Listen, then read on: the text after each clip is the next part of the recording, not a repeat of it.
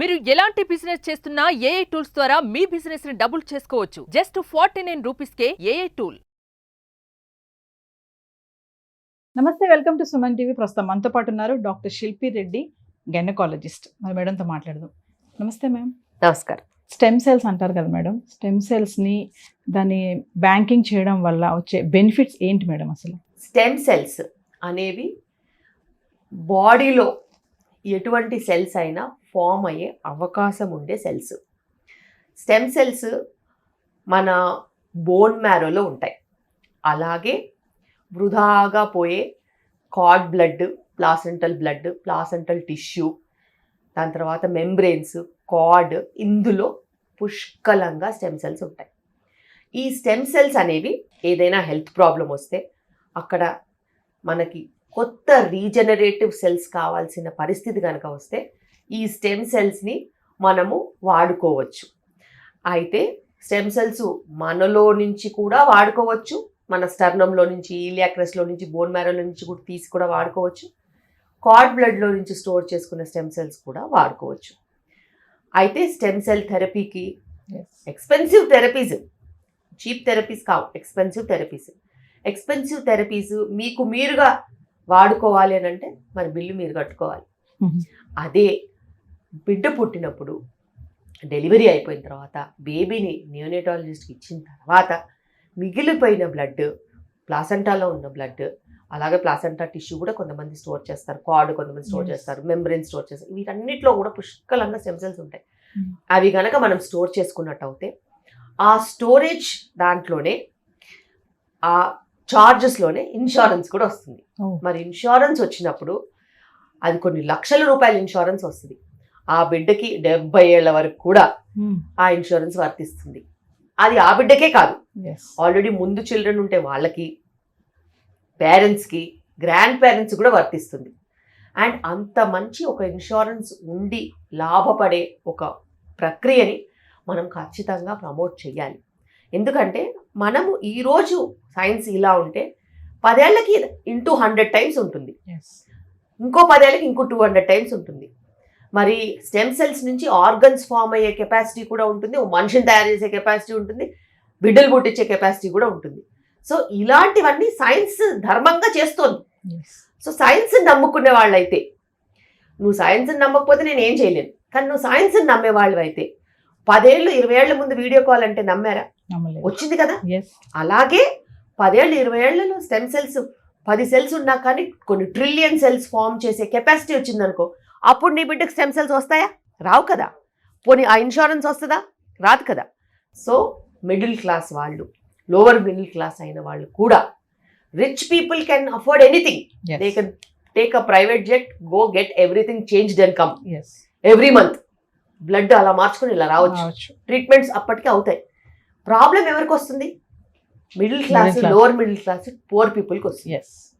అలాంటి వాళ్ళు గేరప్ అయ్యి చిన్న చిన్న సేవింగ్స్ కింద ఈఎంఐ రూపంలోనన్నా కట్టుకుని స్టెమ్ సెల్స్ సేవ్ చేసుకుంటే తప్పేంటి? రేపు అది ఉపయోగపడుతుందని అనిపించింది అనుకో, మరి ఆ బిడ్డకి అది సేవ్ అవుతుంది కదా. ఇంత చిన్న చిన్న బిల్లలు, తులాలు పెట్టేసేసి, చైన్లు పెట్టి, వంకర పోయి, మొలతాళ్ళు కట్టుకుని అవన్నీ పాడైపోయి, ముక్కలైపోయి ఎక్కడో పడి ఉంటున్నాయి. ఓ 100 మందిని పిలిచి భోజనం పెడితే ₹1,00,000 అవుతుంది. అలాంటప్పుడు మీరు మీ బిడ్డ కోసం, మీ ఫ్యూచర్ కోసము ఒక చిన్న అమౌంట్ కట్టుకోలేరా? హార్డ్లీ 60, 70, 80,000 ఉంటుంది అంతే. లైఫ్ లాంగ్ మీకు అది ఒక శ్రీరామ రక్ష కింద ఉంటుంది. చిన్న వాళ్ళైనా కూడా ఇప్పుడు ఇలాంటి పోస్ట్ డెలివరీ జస్ట్ లావిష్గా సెలబ్రేషన్స్కి ఖర్చు పెడుతున్నారు, కానీ బేబీ ఫ్యూచర్కి పనికి వస్తుంది కదా. వాళ్ళైనా ఆలోచించి 5,000, 6,000, 4,000 ఈఎంఐస్ కూడా ఉన్నాయి. అలా ఈఎంఐస్ రూపాయలైనా కట్టుకుని ఖచ్చితంగా స్టెమ్ సెల్స్ స్టోర్ చేసుకున్నట్టు అవుతే అది రేపు చాలా ఉపయోగపడుతుంది. ఎప్పుడు ఉపయోగపడుతుంది అంటే మన దగ్గర డబ్బు ఉన్నా లేకపోయినా మనకి ఒక రక్ష అనేది ఉంటుంది. బేబీకి తనకి మ్యాచ్ అయ్యే సెల్స్ ఉంటాయి స్టోర్ అయ్యి, మిగతా వాళ్ళకి పబ్లిక్ బ్యాంకింగ్ లో నుంచి అయినా స్టోర్ చేసినవి ఇస్తారు, మ్యాచ్ చేసి ఇస్తారు. సో మనం సైన్స్ నమ్ముకుంటే, ఫ్యూచరిస్టిక్గా బతకాలనుకుంటే ఖచ్చితంగా ఇలాంటివి చాలా హెల్ప్ అవుతాయి. సెవెరల్ డిజీజెస్కి ఒక మెడిసిన్ అనుకోవచ్చు కదా మేడం వీటిని? ఎగ్జాక్ట్లీ. ఇప్పుడుకిప్పుడు ఒక 300 డిజీజెస్కి డాక్యుమెంటెడ్ ట్రీట్మెంట్ ఎవిడెన్స్ ఉంది. అలాగే ఫ్యూచర్లో ఇంకా పెరుగుతూనే ఉంటాయి. సో అవి కనుక్కున్నా కొద్దీ, రీసెర్చ్ వచ్చినా కొద్దీ మనం పెరుగుతూనే ఉంటాయి అప్లికేషన్స్. సో ఖచ్చితంగా స్టెమ్ సెల్ అనేది ఖచ్చితంగా స్టోర్ చేసుకోవాలి. అండ్ స్టెమ్ సెల్స్కి అందరూ మొగ్గు చూపాల్సిన అవసరం ఉంది. మ్యామ్, చాలా మందికి ఒక డౌట్ ఉంది, డెలివరీ అయ్యాక wife and husband inter course ఎప్పుడు అవ్వచ్చు? సంవత్సరానికి పిల్లల్ని ఎలాగంటారమ్మా అయితే? సో బేసిక్గా డెలివరీకి ఇంటర్ కోర్స్కి అసలు సంబంధం లేదు. ఒకవేళ నార్మల్ డెలివరీ అయితే కుట్లు ఏదైనా పడినట్టు అయితే కుట్లు మానేంత వరకు ఇబ్బందిగా ఉంటుంది కాబట్టి ఇంటర్ కోర్స్ మేము రెస్ట్రిక్షన్ చెప్తాం. 6 to 8 weeks, కొంతమందికి 2 months 3 months కూడా చెప్తాం, depending on situation. Otherwise caesarean అయిన వాళ్ళు అయితే వాళ్ళకి అసలు రెస్ట్రిక్షన్స్ అంటూ ఏమి ఉండవు. అండ్ బ్రెస్ట్ ఫీడింగ్ ఇచ్చే మదర్స్ న్యాచురల్గా బ్రెస్ట్ ఫీడింగ్ వల్ల ఎగ్ ఫార్మేషన్ రాదు కాబట్టి ప్రెగ్నెన్సీస్ రావు. న్యాచురల్గానే ప్రెగ్నెన్సీకి మధ్యలో గ్యాప్ వస్తుంది. అంతే తప్పితే యాక్చువల్గా ఇంటర్కోర్స్ గ్యాప్ అనేది ఓన్లీ సూచర్స్ బట్టి ఉంటుంది. ప్రొటెక్షన్ యూస్ చేసుకోవాల్సిన అవసరం ఉంది. బిడ్డకి మధ్యలో గ్యాప్ తీసుకోవాల్సిన అవసరం ఉంది. ఇదన్నీ కూడా చాలా అద్భుతంగా కనిపిస్తాయి వినడానికి.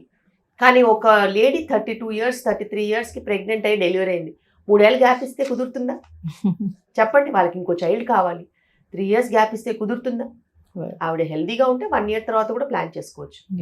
So all these things are subject to oh clause ఉంటుంది, స్టార్ అని. చాలామంది ఉంటారు, ఇప్పుడు వాళ్ళు ఫస్ట్ ఇయర్లో ఉన్నారు, ఓ డెలివరీ అయిపోయింది, నాకు మళ్ళీ ఫస్ట్ ఇయర్ పీజీ పోస్ట్ గ్రాడ్యుయేషన్లో ఓ డెలివరీ అయిపోయింది, నాకు మళ్ళీ 3rd year అయిపోయేలోపు ఇంకో డెలివరీ అయిపోతే నేను కెరియర్ మీద ఫోకస్ చేసుకుంటాను అని అనుకునే వాళ్ళు కూడా ఉంటారు కదా. మరి వాళ్ళ పరిస్థితి ఏంటి? వాళ్ళకి మీరు గ్యాప్ చెప్పి కథలు చెప్పి స్టోరీస్ చెప్తే వాళ్ళకి కుదురుతుందా? అలాగే ఎవరి పరిస్థితులను బట్టి వాళ్ళ ప్లానింగ్ ఉంటుంది. ఇప్పుడు ట్యూబెక్టమీ చేసినా కూడా నో ప్రాబ్లమ్ మేడం? సిజరీన్ అయ్యి ట్యూబెక్టమీ కూడా అయిపోయింది అనుకోండి, అప్పుడు కూడా ఇంటర్ కోర్స్ చేసిన ఏం ప్రాబ్లం? ఏ ప్రాబ్లమ్స్ ఉండవు, అసలు ఏ ప్రాబ్లమ్స్ ఉండవు. అది వాళ్ళ ఫిజికల్ కంఫర్ట్ అండ్ వాళ్ళ బాడీని బట్టి వాళ్ళు డిసైడ్ చేసుకోవాలి. మామూలుగా నార్మల్ డెలివరీ వర్సెస్ సిజేరియన్ అంటే మీరు ఏం చెప్తారు? ఎప్పుడైతే డెలివరీ నార్మల్ జరిగేలా ఉందో అప్పుడు నార్మలే చెయ్యాలి. ఎప్పుడైతే డెలివరీ నార్మల్ చెయ్యలేమో దానికి సిజేరియనే బెస్ట్. అండ్ సిజేరియన్ అయింది కదా అని మళ్ళీ సిజేరియన్స్ చేసుకోవద్దు. ఏ ప్రెగ్నెన్సీకి ఆ ప్రెగ్నెన్సీకి మనం చెక్ చేసుకోవాలి. వీబ్యాక్ డెలివరీస్ అంటారు, వెజనల్ బర్త్ ఆఫ్టర్ సిజేరియన్. అది కూడా ఒక మంచి టెక్నికే. అయితే దాంట్లో ఉన్న రిస్క్ దానికి ఉంటుంది. ప్రపంచానికి వీబ్యాక్కి రిస్క్ ఉంటుందని తెలియాలి. నార్మల్ డెలివరీ అయ్యే అవకాశాలు చాలాసార్లు ఉంటాయి. ఓ 1% 2% సూచర్స్ ఓపెన్ అయ్యే ఛాన్స్ కూడా ఉంటుంది. ఓపెన్ అయినప్పుడు తల్లి బిడ్డకి ఇద్దరికి రిస్క్ ఉండే ఛాన్స్ ఉంటుంది. రిస్క్ ఉన్నప్పుడు ఆ రిస్క్ మీరు తీసుకుంటేనే వీబ్యాక్కి వెళ్ళాలి. రేర్గా ఉంటుంది కానీ ఉంటుంది.